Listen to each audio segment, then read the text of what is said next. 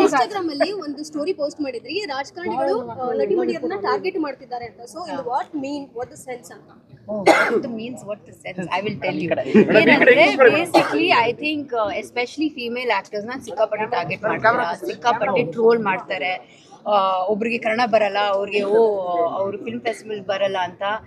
I think all of that should stop. ಯಾಕೆ ಗೊತ್ತಾ, ನೀವು first of all this trolling business should stop. ಎಲ್ಲರಿಗೂ hurt ಆಗುತ್ತೆ, ಅದು ಒಳ್ಳೇದಲ್ಲ. Okay, we should not do it.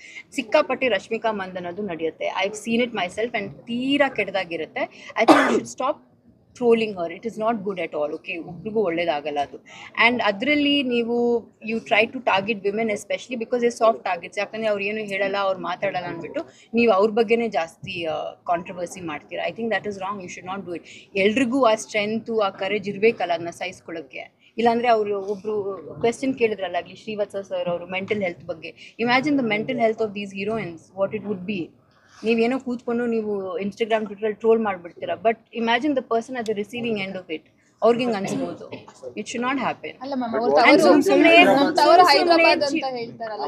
ಇರ್ಬೋದೇನೋ ಅವ್ರ ಮನೆ ಹೈದರಾಬಾದಲ್ಲಿ. ನಾನು ಏನ್ ಹೇಳ್ತೀನಿ ಅಂದ್ರೆ, ನಾನು ಹೋದ್ರೆ ನಿಮ್ಮನ್ನ ಪ್ರೊಟೆಕ್ಟ್ ಮಾಡೋದು ಬಹಳ ಕಷ್ಟ. ಸುನೇನ ಅಷ್ಟೇ ಅವರೇ ಪ್ರೊಟೆಕ್ಟ್ ಮಾಡ್ತಾರೆ ಬಿಡಿ.